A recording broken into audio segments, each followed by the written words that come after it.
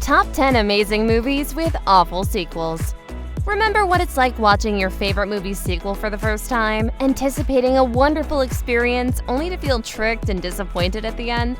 It's like eating a tasty treat with a bad aftertaste. Hello! Today we'll be going over some of the best movies in history that have awful sequels. Number 10. The original Jaws of 1975 was indeed well developed with the perfect amount of suspense and horror to keep the watcher on their toes as they watch the protagonist struggle with putting the monster down. The thrilling aspect and fan enthusiasm continued with Jaws 2, but it was Jaws: The Revenge, which truly hammered all the nails into the coffin of the franchise. Not only is the CGI terrible, but the shark itself is a real anomaly, being smart enough to be a step ahead of its hunters at all times with a grudge that could turn it human.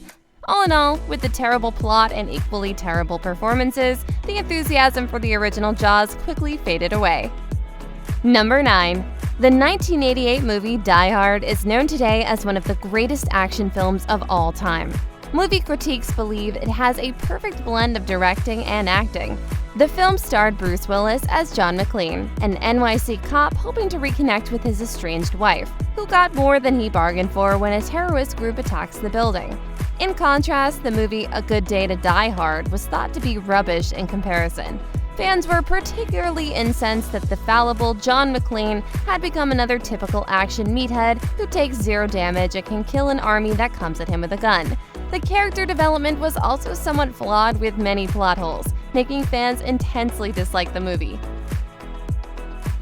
Number 8. The 1994 film The Mask is an incredible family-friendly film starring Jim Carrey, who indeed performed the skit of his life.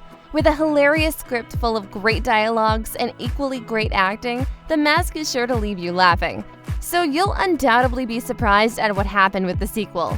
Son of the Mask came out in 2005, but most of the cast had been replaced by new actors, which was undoubtedly a factor in its failure. The comedic aspect became more cringy, while some of the scenes were also not appropriate for a family audience, which caused views to plummet further. What could have been a great series quietly came to an end. Number 7. The 1994 film Speed took viewers by storm when it first came out. With actors like Keanu Reeves and Dennis Hopper, it's no wonder that the movie did so well. Its superb acting was complemented by an amazing plot. The suspense created from the bus needing to stay at a certain speed or a bomb would go off would undoubtedly make your hair stand until the end. Every minute of it feels real and unforgettable. However, its sequel was less so. With some of the actors replaced and even the bus replaced by a ship, the plot was lackluster compared to the original movie. Not to mention the exaggerated scenes and the typical removal of common sense. The sequel failed to live up to its predecessor and actually won awards for Worst Sequel. Number 6. Due to its comics and games, Transformers became a famous franchise and took to the screens in 2007, following Sam Witwicky into the world of Autobots and Decepticons. The action and CGI are memorable, and the human characters are believable as they struggled with powerful and advanced aliens. Many sequels followed, but the franchise started going downhill with Transformers: The Last Knight in 2017. Fans were getting tired of the numerous sequels, which were leaving more questions than answers. The plots were becoming more generic and intertwined with nonsensical fillers, causing the series to lose its momentum and head towards a slow and painful crash. Number 5. The first Home Alone movie was released in 1990 and was a delightful family comedy. With the various genius booby traps, great acting, and fantastic comedy, one couldn't help but fall in love with the film. Well, at least the first 3 of the series. The 4th and 5th installment in this franchise is an example of stretching a good thing too far, or milking a dead cow. The plots felt repetitive, and the booby traps became less impressive than the first 3 movies. Honestly, Home Alone 4 and Home Alone: The Holiday Heist tried too hard and came off more forced. Most fans feel that the series ended with Home Alone 3. Number 4. Before Tom Holland, there was Tobey Maguire, who starred in Spider-Man in 2002. Tobey is one of the best actors who ever played Spider-Man. The movie quickly became a hit and spurred on by its sequel. However, it was the 3rd installment that was a huge letdown. The main problem with Spider-Man 3 was that too much was crammed into the movie. The plots felt rushed and lacked twists. There wasn't enough venom to conjure up enthusiasm from the fans. With the series flopping at the end, it's no surprise that a reboot came out trying to salvage it. Number 3. Arnold Schwarzenegger will always be remembered for his role as the Terminator and is one of the main reasons why the franchise is selling so well up to this day.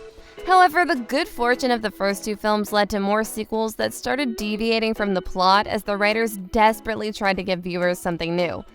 The result was Terminator Genisys, a movie so far out of whack the audience couldn't make heads or tails of what was going on.